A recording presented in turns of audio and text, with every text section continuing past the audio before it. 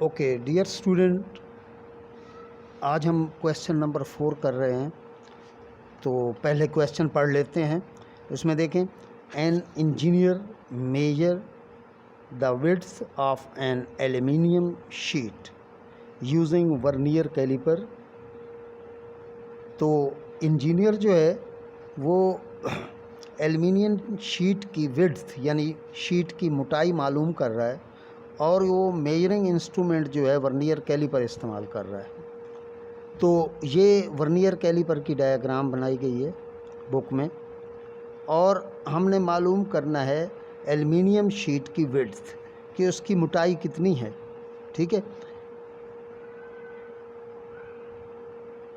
तो सबसे पहले आप ये देखें, ये इसका क्वेश्चन नंबर 4 का ए पार्ट है। ठीक है, इसमें देखिए वर्नियर कैलिपर की जो ये डायग्राम दी गई है तो हमें इसमें 2 स्केल नज़र आ रहे हैं। एक है आपका ये मेन स्केल जो अंदर नज़र आ रहा है और ये नीचे जो है ये वर्नियर स्केल है। तो इनको मैं यहाँ बना देता हूँ। नाउ लुक एट, देखिए ये मेन स्केल है रेड वाला और ये ग्रीन वाला जो है वर्नियर स्केल है। तो सबसे पहले हम मेन स्केल पढ़ते हैं कि मेन स्केल की रीडिंग क्या है। तो आपको पहले ही बताया था कि मेन स्केल हम वहाँ तक पढ़ते हैं जहाँ वर्नियर का 0 शुरू होता है। तो अब आप देखें ये मेन स्केल जो है 2, 3, 4, 5 इसी तरह ये आगे कंटिन्यू है। तो मैंने आपको सिर्फ ये 2 नंबर बताए हैं जो हमारे काम के हैं। देखें इसमें ये 3 है और ये आगे इसकी 10 लाइंस हैं। ठीक है, यानी ये मिलीमीटर हैं। तो हम इसको ये 3 और यहाँ पर आप इसको 0 आपको यहाँ नज़र आ रहा है वर्नियर का, तो हमने यहाँ तक पढ़ना है। मेन स्केल को वहाँ तक पढ़ना है जहाँ वर्नियर का 0 है। अब आप अगर इसको काउंट करते हैं तो ये बन रहा है आपका 3.9 और ये आगे 4 आ गया। अब ये 3.9 जो है ये मेन स्केल है, तो इसका डेटा आप यूँ भी लिख सकते हैं कि MSR mean main scale reading is equal to 3.5 centimetre. तो ये देखें सेंटीमीटर में है ये स्केल। और अब आप आ गई बारी किसकी, वर्नियर स्केल की। अब आपको बताया जा रहा है कि वर्नियर स्केल किस तरह पढ़ते हैं, जिसको हम VSR कहते हैं, वर्नियर स्केल रीडिंग। अब आप इसको देखें कि वर्नियर की 0 काउंट करनी है, 0 से काउंट करना है और ये देखना है कि वर्नियर की ये जो ग्रीन लाइन है कौन सी लाइन जो है मेन की लाइन से कंसाइड कर रही है। तो अब आप देखें कि यहाँ हम 0 और देखें ये 1 है, पहली लाइन ही इस मेन स्केल की लाइन से कंसाइड कर रही है। इससे हमें ये कोई गर्ज नहीं कि ऊपर 4 है या कुछ कोई भी नंबर है या कुछ भी है, उसको हमने नहीं देखना। आपने सिर्फ ये देखना है कि वर्नियर की लाइन मेन की लाइन से जो कंसाइड कर रही है वो कौन सी है। देखिए वर्नियर की ये पहली लाइन कंसाइड कर रही है, बाकी हमने कुछ नहीं देखना।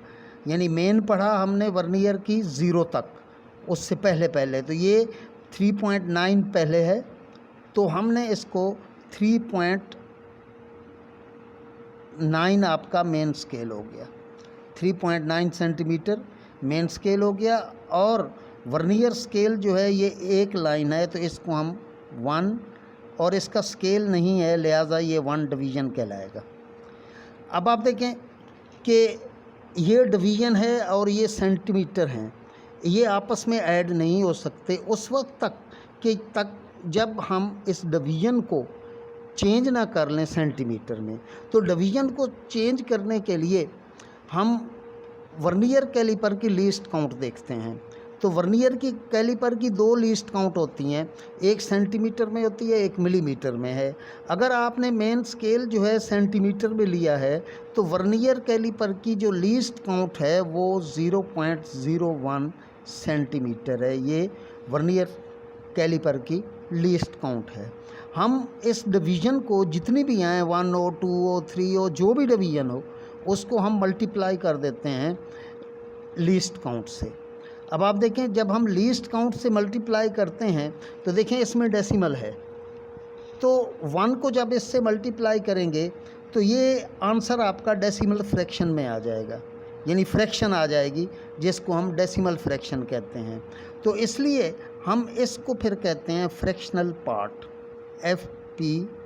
फ्रैक्शनल पार्ट क्या होता है कि हम डिवीज़न को मल्टीप्लाई करते हैं लीस्ट काउंट से, यानी division of vernier scale reading multiply least count. तो आप देखें ये आपका फ्रैक्शनल पार्ट जो है ये आ गया, डिवीज़न 1 है 0.01 मल्टीप्लाई 0.01। तो ये जब आप मल्टीप्लाई करेंगे तो ये आपकी सेम एज, ये अब आपका सेंटीमीटर हो गया। क्या हो गया? सेंटीमीटर। इसको हम कहते हैं फ्रैक्शनल पार्ट। अब आप इसको मेन स्केल रीडिंग में ऐड कर सकते हैं, तो लिहाजा आपकी टोटल रीडिंग चाहे वो लेंथ हो, विड्थ हो, कुछ भी हो, तो वो आप इस तरह करेंगे कि MSR प्लस FP। अब MSR आपकी 3.9 है और प्लस किया आपने 0.01, तो ये आंसर आया आपका 3.91 सेंटीमीटर। तो आंसर क्या हो गया कि width of aluminium sheet is 3.91। Now what is the measurement of the width of the aluminium sheet? तो आपका आंसर आया 3.91। फिर सुन लें इसको, ये हमारा मेन स्केल है, ये ग्रीन वाला आपका वर्नियर स्केल है। हम मेन स्केल को उस वक्त तक पढ़ते हैं वहाँ तक जहाँ से वर्नियर का 0 हो। तो ये हमने पढ़ा, ये 3 है और 3.9 हो गया, तो 3.9 आपका मेन स्केल हो गया। और फिर हम वर्नियर स्केल पढ़ते हैं, वर्नियर की वो लाइन जो मेन की लाइन से कंसाइड करे, यानी उसके बिल्कुल एग्जैक्टली ऊपर नीचे आ जाए, तो वो हमारी वर्नियर की रीडिंग होती है। तो ये हो गया आपका 1 डिवीज़न, क्योंकि 0 के बाद पहली लाइन ही मेन स्केल से कंसाइड कर रही है। अब चूँकि ये सेंटीमीटर में है और ये डिवीज़न में है, दोनों ऐड नहीं हो सकते, तो लिहाजा हम इसको सेंटीमीटर में चेंज करेंगे। तो जब सेंटीमीटर में चेंज करेंगे तो हम वर्नियर कैलिपर की जो लीस्ट काउंट है उससे मल्टीप्लाई करेंगे। जब लीस्ट काउंट से मल्टीप्लाई करेंगे, क्योंकि लीस्ट काउंट सेंटीमीटर में है, तो लिहाजा आपकी ये डिवीज़न जो है सेंटीमीटर में चेंज हो जाएगी। तो अब आप इसको देखें कि इसको हम कहते हैं फ्रैक्शनल पार्ट। फ्रैक्शनल पार्ट इसलिए कहते हैं क्योंकि ये डेसिमल में आंसर आता है। तो हाँ, आपने 1 को मल्टीप्लाई कर दिया 0.01 से, तो ये हो गया 0.01 सेंटीमीटर। तो टोटल रीडिंग आपकी इस तरह होगी कि आप मेन स्केल में ये फ्रैक्शनल पार्ट को आप क्या करेंगे? ऐड कर देंगे। जब ऐड करेंगे तो आपका आंसर आ गया 3.91 centimetre. So it is the width of the aluminium sheet.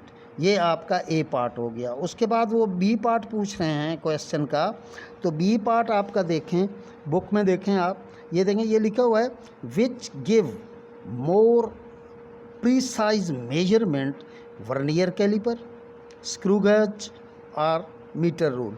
देखें, अब इसमें वो पूछ रहे हैं, प्रीसाइज का मतलब होता है बिल्कुल एक्यूरेट, बिल्कुल सही, जिसमें कोई गलती ना हो।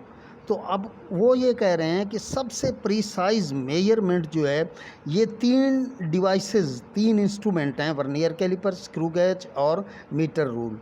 इनमें से कौन सा आपको एग्जैक्ट मेजरमेंट देगा? तो इसमें हमारा स्क्रू गेज जो है ये प्रीसाइज देगा, ये हमें प्रीसाइज मेजरमेंट देगा। तो हमारा आंसर होगा स्क्रू गेज। ये क्वेश्चन नंबर 4 हो गया। और उसके बाद देखें आगे, क्वेश्चन नंबर 5 है। क्वेश्चन नंबर 5 में आप थोड़ा गौर करेंगे तो ये आपकी डायग्राम है। इसमें ये एक मास को वर्टिकली हैंग कर दिया गया। जब हैंग किया तो कोई भी मास जब वर्टिकली हैंग कर दिया जाए उसको हम पेंडुलम कहते हैं। और पेंडुलम जो है ये वाइब्रेट करता है। अगर आप इसको x पे ले आएंगे, x पॉइंट पे, तो फिर जब आप इसको रिलीज़ करेंगे तो ये y तक जाएगा, फिर x तक आएगा, फिर y तक जाएगा, फिर x तक आएगा। तो ये x से y और y से x पर वापस आना, इसको हम कहते हैं ऑसिलेशन। क्या कहते हैं? ऑसिलेशन कहते हैं या वाइब्रेशन भी कहते हैं।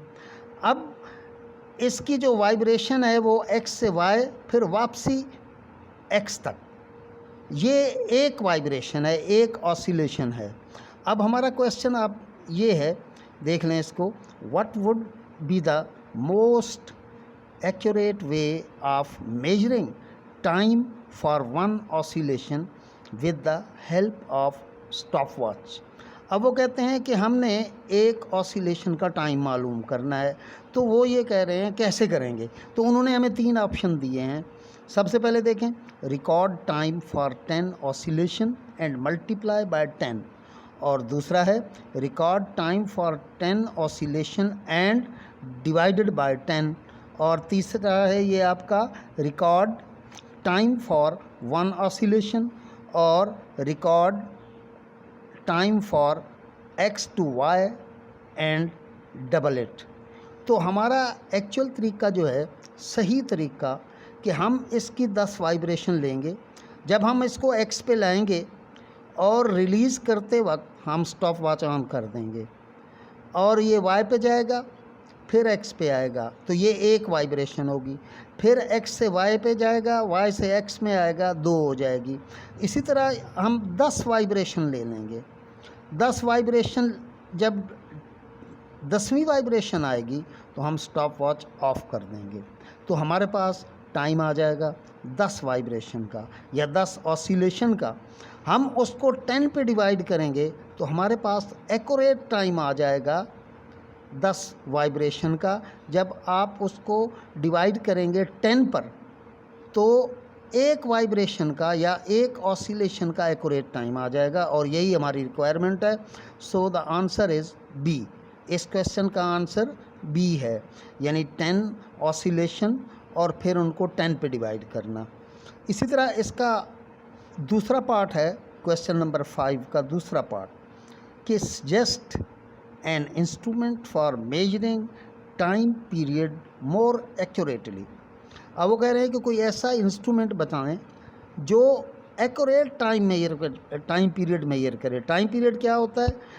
ऑसिलेशन का टाइम, एक वाइब्रेशन का टाइम जो होता है वो टाइम पीरियड होता है, यानी x से y, और वापस जब x पर आए तो ये एक वाइब्रेशन है। अब इसका टाइम जो है, इसको हम टाइम पीरियड कहते हैं। तो वो प्रिसाइज मेजरमेंट के लिए हम इस्तेमाल करते हैं डिजिटल स्टॉप वॉच।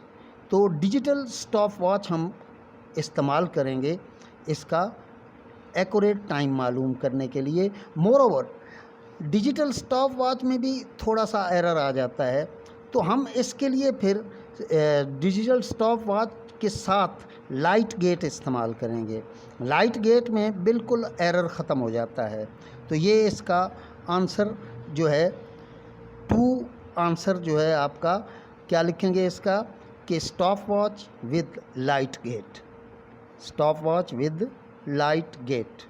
तो ये आपका क्वेश्चन नंबर 5 और उसके दोनों पार्ट हो गए।